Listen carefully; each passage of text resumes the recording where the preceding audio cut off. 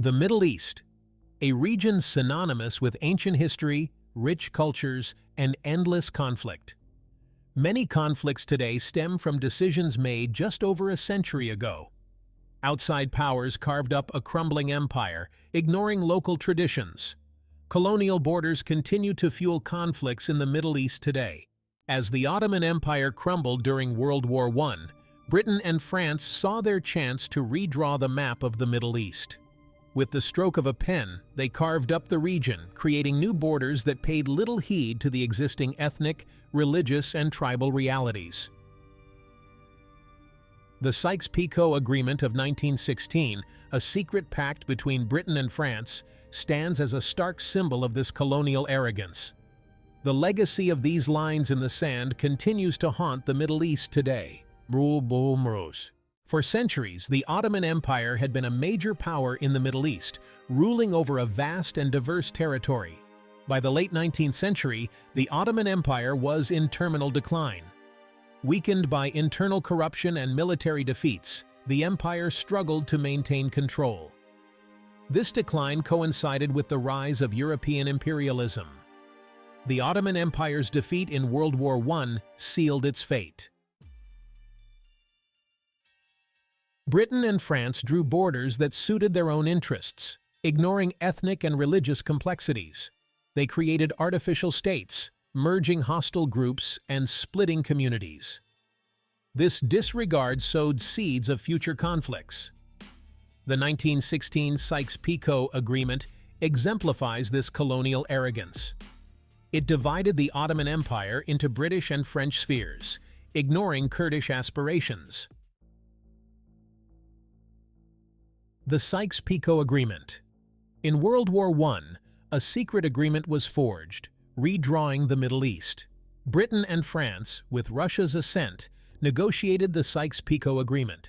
Signed in 1916, it epitomized colonial ambition. The agreement divided the Ottoman Empire into British and French spheres. It reflected European strategic interests in resources and trade routes. Carving up the Middle East. Consequences of disregard. The Sykes-Picot Agreement, driven by colonial self-interest, violated self-determination for the Middle East. Arbitrary borders divided communities, laying the groundwork for future conflicts.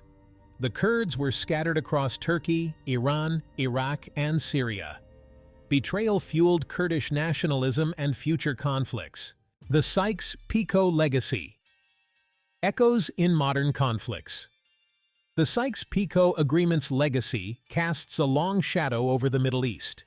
The arbitrary borders it established, the ethnic and religious tensions it exacerbated, and the sense of injustice it fostered have all contributed to the region's turbulent history. The modern borders of Iraq and Syria are direct products of the Sykes-Picot Agreement. These artificial states have struggled to achieve stability and national unity. The sectarian violence in Iraq since 2003 and the ongoing civil war in Syria are stark reminders of the Sykes-Picot legacy. The rise of extremist groups like ISIS, which exploit sectarian divisions and reject existing borders, is another consequence of the region's fractured history and colonial legacy. With the Ottoman Empire in ruins after World War I, the victorious Allied powers gathered in Paris, not to celebrate peace, but to divide the spoils of war. The Paris Peace Conference of 1918 shaped the destiny of the Middle East. It was here that the concept of mandates was introduced.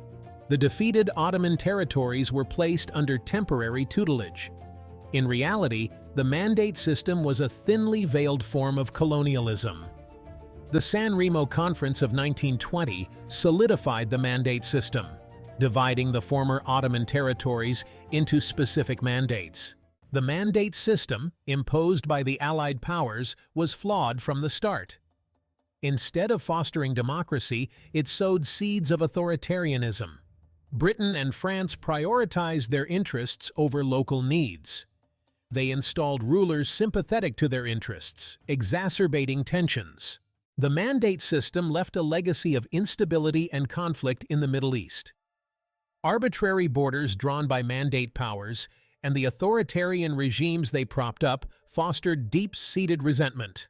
New states emerged post-Wabiwu, often ill-equipped for independence. The legacy of colonial rule created fertile ground for instability and conflict. A promise and a predicament. The Balfour Declaration. Amidst the chaos of World War I, a seemingly innocuous document emerged from British power, a document that would have far-reaching consequences for the Middle East. The Balfour Declaration, issued in 1917, was a watershed moment, setting in motion events that continue to shape the region. On the surface, it appeared to be a simple statement of support. In a letter to Lord Rothschild, a prominent Zionist leader, British Foreign Secretary Arthur Balfour expressed support for a Jewish homeland in Palestine. This declaration, while acknowledging the rights of non-Jewish communities, would have profound and unintended consequences. Seeds of discord. Competing nationalisms and the path to conflict. The Balfour Declaration ignited a firestorm of controversy, setting in motion a clash of nationalisms. It galvanized the Zionist movement, providing international legitimacy to their aspirations. Jewish immigration to Palestine increased significantly after the declaration. This influx heightened tensions with the indigenous Arab population. Palestinian Arabs had their own national aspirations, fueled by self-determination. The stage was set for a clash of nationalisms, a zero-sum game. The British struggled to reconcile their conflicting promises to both sides. A promise betrayed: the Kurds and the Treaty of Sèvres. The Treaty of Sèvres, signed in 1920, aimed to dismantle the Ottoman Empire and redraw the Middle East. The Kurds, an ancient people, were scattered across Turkey, Iran, Iraq, and Syria. The Treaty of Sèvres offered a glimmer of hope for the Kurds. Article 64 called for a referendum in Kurdish areas of southeastern Turkey. However, the promise of Kurdish self-determination was short-lived. The treaty was never ratified by the Ottoman government, led by Mustafa Kemal Ataturk. Kurdish struggles for self-determination. The Treaty of Lausanne, signed in 1923, established the modern borders of Turkey. The Kurds, abandoned by the international community, were left stateless once again. The Kurdish question became a source of ongoing conflict and instability. In Turkey, the Kurds faced decades of repression and assimilation. Kurdish uprisings were brutally crushed, denying their identity. In Iraq, the Kurds faced persecution under Saddam Hussein. The Anfal campaign of the late 1980s included chemical attacks on Kurds. Despite immense challenges, the Kurds never abandoned their aspirations. They continued to resist oppression, often taking up arms to defend their communities. The Kurdish question remains one of the most intractable issues in the Middle East. Despite their long history of struggle, the Kurds continue to be denied their basic rights. The fault lines of empire. How colonial borders exacerbated sectarianism. Colonial borders in the Middle East carved up societies, exacerbating existing sectarian and ethnic tensions. These borders forced together communities with distinct identities, sowing seeds of future conflicts. Iraq is a glaring example. Created from 3 Ottoman provinces, Iraq was a nation divided. The British exploited these divisions for political gain, creating a legacy of mistrust. The Sunni-Shia divide became a defining feature of Iraqi politics, often erupting into violence. Saddam Hussein exploited sectarian tensions to maintain power, deepening divides.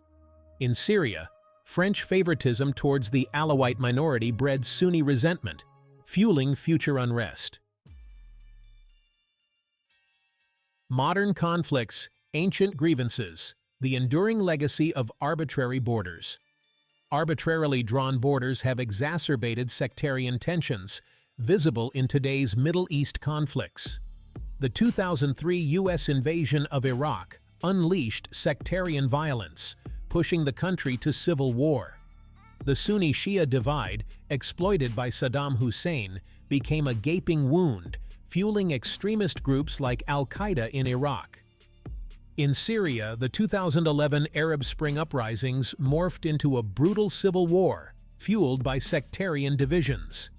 The Assad regime's brutal response alienated many Sunnis, pushing them towards armed opposition.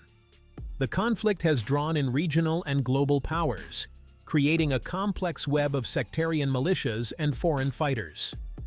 The Kurdish struggle for autonomy remains a source of conflict, linked to the legacy of colonial borders. Denied their own state, Kurds fight for rights within states that suppress their identity. The Kurdish struggle for autonomy continues to be met with violence, highlighting the enduring legacy of colonialism. Colonial borders cast a long shadow, fueling sectarian tensions and instability. Addressing the legacy of arbitrary borders is essential for lasting peace and stability. As if the arbitrary borders drawn by colonial powers weren't enough to contend with, the Middle East became a key battleground in the ideological struggle between the United States and the Soviet Union during the Cold War. The region's strategic importance, its vast oil reserves, and its volatile political landscape made it ripe for superpower meddling. Local conflicts turned into proxy wars, propping up authoritarian regimes. The Cold War's impact on the Middle East was profound and often destabilizing. Arms races exacerbated regional tensions. In Egypt, Gamal Abdel Nasser's regime turned to the Soviet Union after the Suez Crisis. This alliance led to increased Soviet involvement, fueling anxieties in Washington. In Iraq, the U.S. initially supported the Ba'ath Party as a bulwark against Soviet influence. However, the Ba'ath Party's aggressive policies destabilized the region. The Cold War's legacy continues to cast a long shadow over the Middle East today. Breeding grounds for extremism, failed states, and fractured societies. The rise of extremism in the Middle East is a complex phenomenon with deep historical roots. Post-colonial states failed to create inclusive and just societies. Arbitrary borders drawn by colonial powers, combined with authoritarianism and foreign intervention, created fertile ground for extremist groups.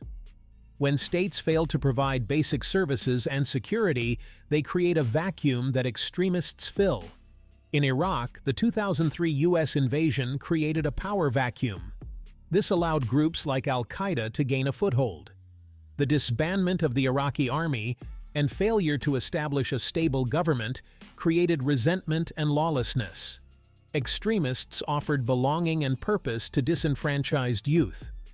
Many felt marginalized by the new political order. In Syria, the 2011 crackdown on protests led to civil war and a similar dynamic.